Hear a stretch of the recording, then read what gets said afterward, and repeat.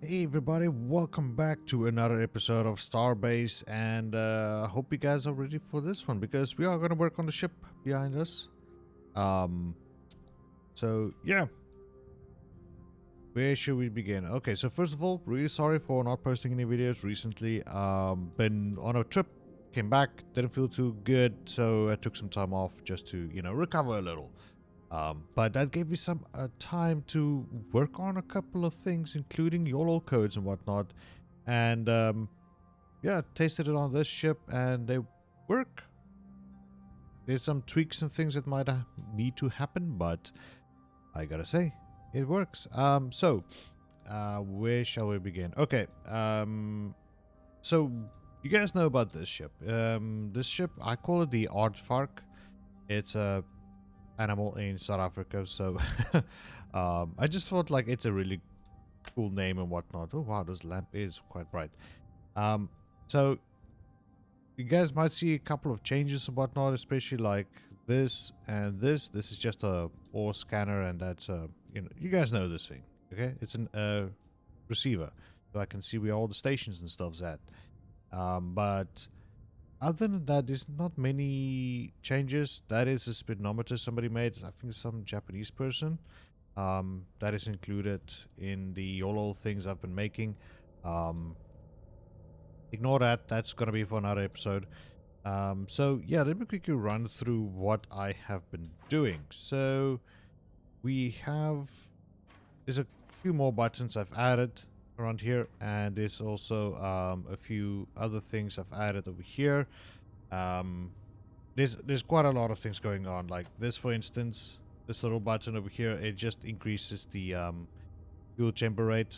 That's maximum, and that is the eco mode code you get. So that's what that little thing does. We have our rangefinder, our ore scanner.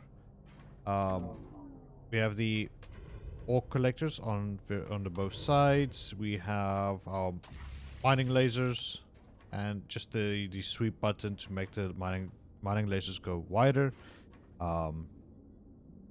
Then I've added these two, which I will explain in a little bit. Lamps on, lamps off. Okay, like that's pretty self-explanatory. Then we have a cruise button. That is just so that I set a target speed and the ship will fly. I don't have to break my bones or my finger bones holding in shift while flying, except for when going through asteroids and things.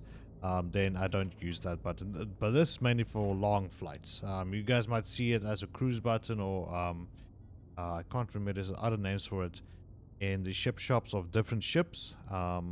But yeah, it's not hard to code something like that, I found out. And also turtle mode, same thing. All this does is it just slows down your levers, those guys that control your ship. It just slows them down, like so that you can, well, I think I could just show you guys, something like this.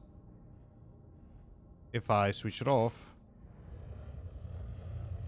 that is what it does. Okay, so I don't have anything to show you guys the code I've been writing. Well, I can show you guys the code, but these two buttons, I need something in front of me. I didn't spawn anything in yet, but basically what happens is I've written a code that uses this rangefinder and that speedometer back there. So how it works is I told the YOLO code, like, I want a certain speed. Like if there's like an asteroid or something in our way, let's say for instance, if you guys remember, we designed the ship so that if I point at an asteroid, I click a button, then it just goes there slowly on its own. And yeah, and then somebody in the K-Bot company requested like a two-stage sort of thing.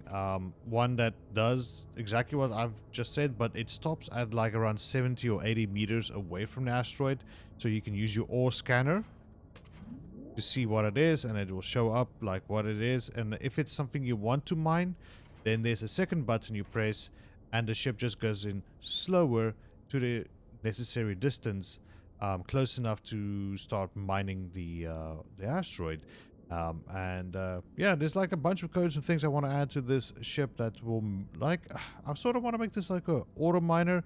The only thing that is not going to be automated is it will fly on its own between the asteroids and things to find ore and things like that. That is still going to be manual flight.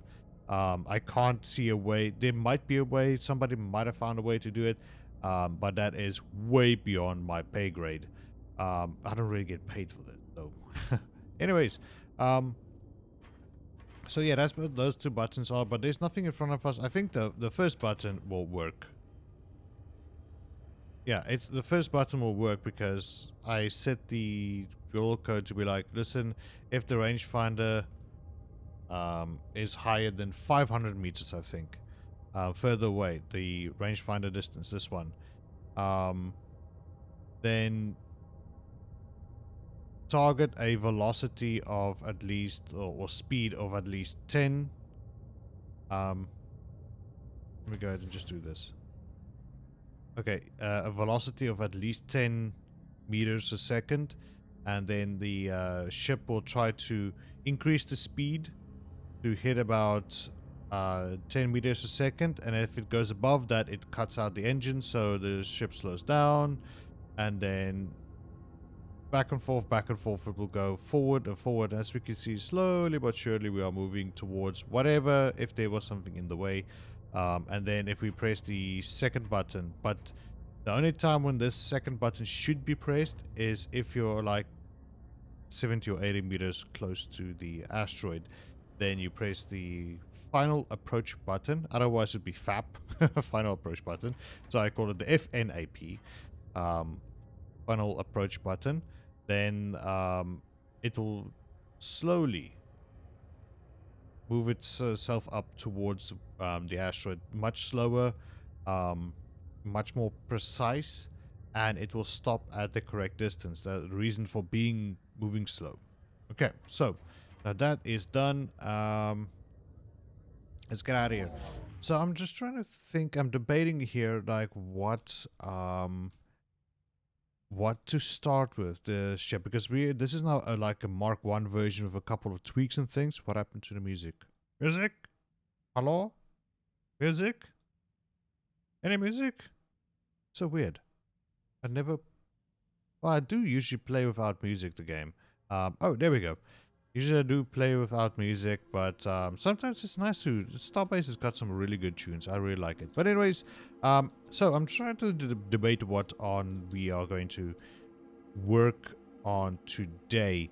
I was thinking of maybe just. So each episode is going to be like a different part of the ship, which needs upgrades and things. So this ship, what I want it to be at the end of the day, it needs to be a little bit more cleaner than this, because I see like the YOLO codes and things, the chips are starting to pile up here. And although it's not going to be an issue, I just feel like it could be much more neat. A much more neat design and things. So yeah, that's one thing. But like I said, the end game, what I want the ship to be is a Mark II version. It's got some plating on it. It looks a little bit neater. It should have asteroid detection. And there's another thing that is an issue.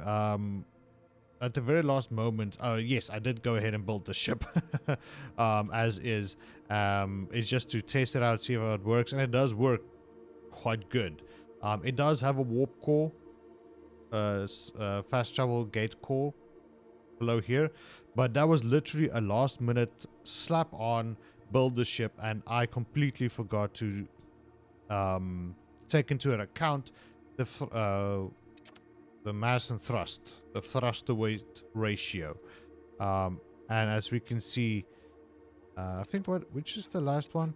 Yeah, as we can see, the weight is above, a little bit above the mass.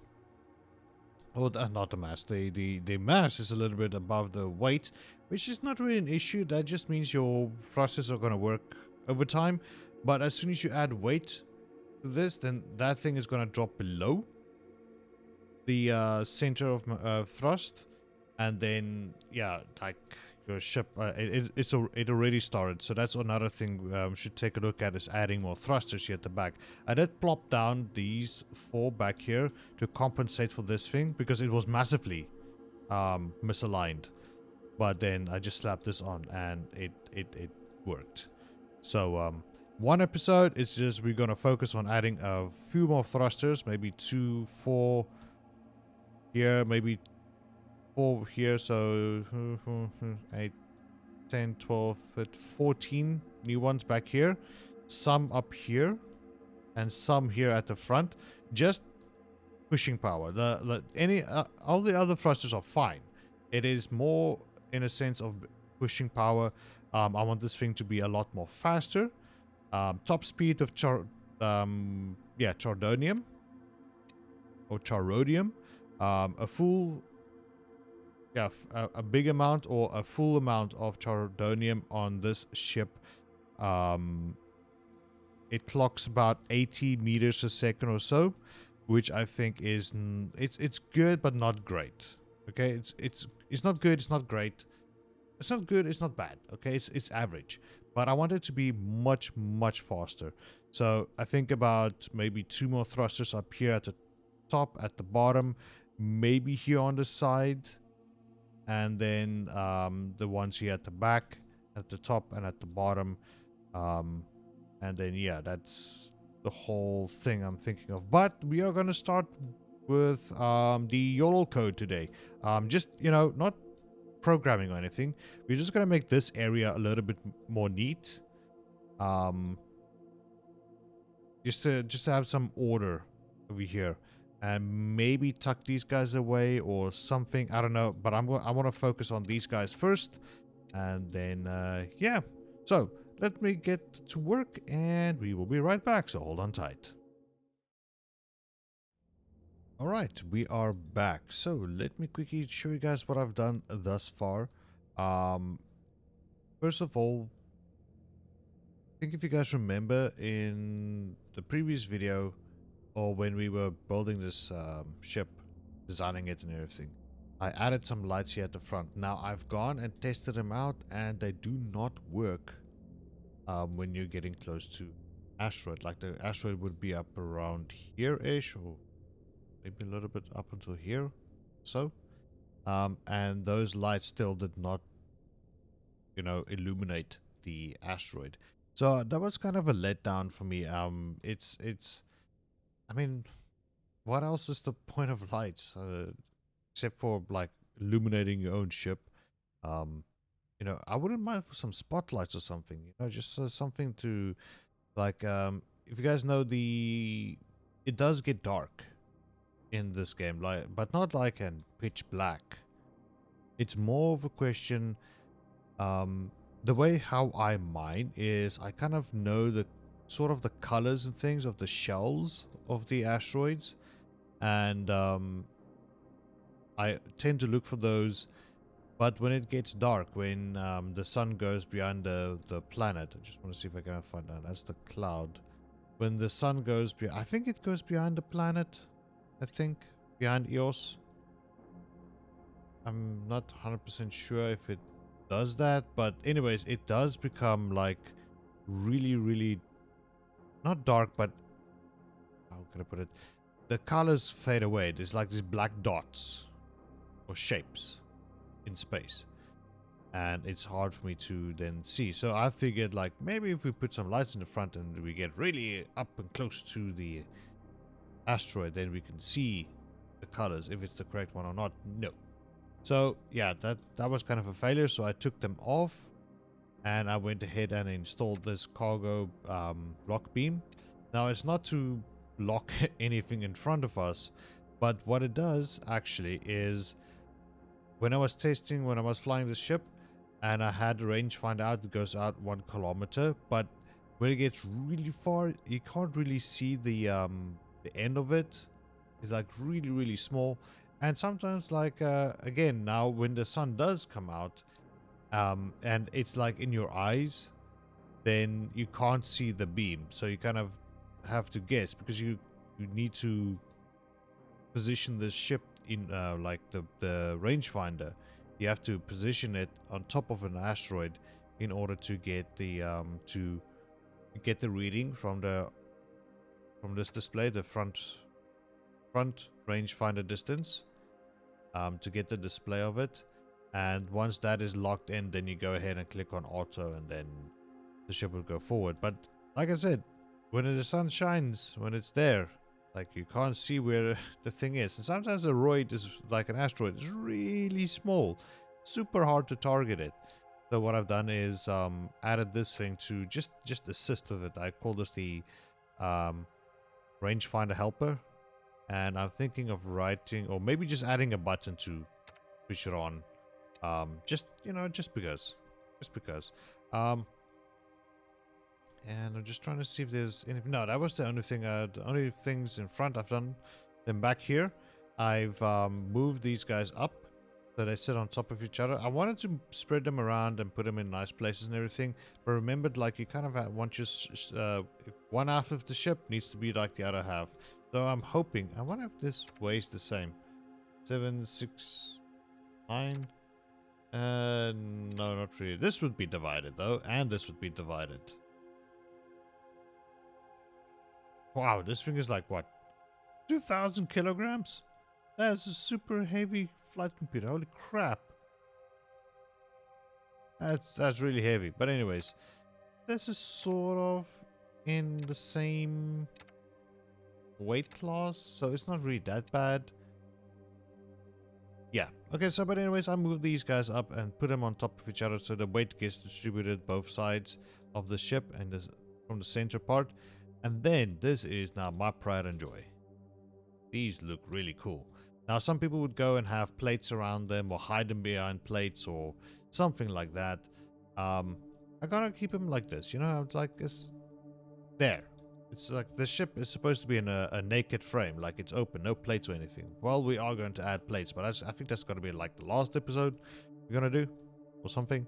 But I'm trying to get this ship prepped for the heat update, and I think those heat sinks, they might sit on these.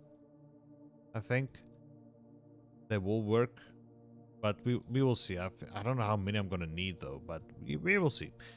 Anyways, so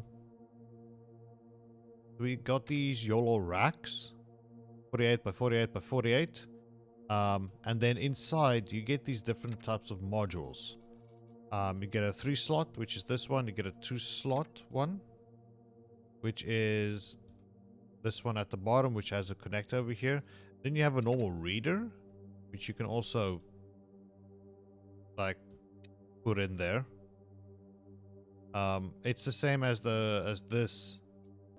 All right, sorry about that. Yeah, just like there was some text that came up and I didn't want to have that showed on stream, or not stream, on recording, because I think it might be sensitive information. I don't know, but I don't want that to be there. There might be some of those pauses. I do apologize, but it is people discussing things within the company, and I don't want to share that sort of information just to protect the company, you know. It might be valuable information, or it could just be normal talk. Anyways, as I was saying, you get this chip reader, okay, which is essentially the same as this chip socket. Essentially the same thing, if I'm not mistaken. And then the memory chip is just a interesting little thing. Like, it keeps chip fields, that sort of things. But I'm not really, it's above my pay grade. And then you get your raw chips. And what I've done is what you need to do is these guys on their own, they don't do anything, okay? But they're modular, so you can stack them on top of each other, okay? And once that is done, then these chip slot, the 3 and the 2 and the chip reader, you can insert them in here and just make sure you bolt them. I bolted them pretty good, like 4 bolts. It usually is just 1, but I bolted 4 of them. I actually got annoyed because of the diagnostics thing. Kept on saying, like, this part will break if there's like an accident. Like, yeah, I know. Everything will break if there's an accident. So I just bolted them down pretty good. And yeah, like, they're modular. You can stack them on top of each other, next to each other. Almost like a server room, you know? That would be cool. Do actually a ship that has a server room, which is just YOLO. So as we can see how much space I've used, okay? It's all compressed into this one column over here. And his top 3 is the one, these are the ones that is the auto approach program I wrote. And then it's just the basic other things, just very trivial little things I've written here. And one of them is the eco-friendly thing code for the your what is this? Generator. I was trying to get to the word generator and my brain's just like fart. But what I've done is I've added 3 more columns because the reason during when I was mining with this ship, like I was thinking of things the whole time. Like I was sitting there mining, waiting for the miner to finish mining. Take a shot every time I say mining because you will be drunk by the end of this episode. Yeah, mining. I hope you're good and drunk now. And as I was mining, then I got ideas like, oh, if I just did this and then that, and then I can quickly just write a program or a script and just, you know, oh, but then I have to add more chip sockets and all those things. Then that's why I decided to do the YOLO, redo it. So there's extra slots here. They're all connected, and they are like I can just craft up a normal basic YOLO chip, write the code, slide it in there, and then yeah, like I slide in there like I slide into your girlfriend's DMs, you know, like it just boop goes in, and we're ready to rock and roll. That was terrible. I do apologize. But anyways, I've gone on way too long. This episode wasn't supposed to go on this long. I do apologize. But just wanted to show, like, we're back and we're working on this thing. YOLO stuff, all done. And next episode, I'm thinking, why don't we do the thrusters? That would be good, actually. Yeah. Next episode, we're doing the thrusters. Alright, people. Thank you so much. See you guys next time. Bye-bye.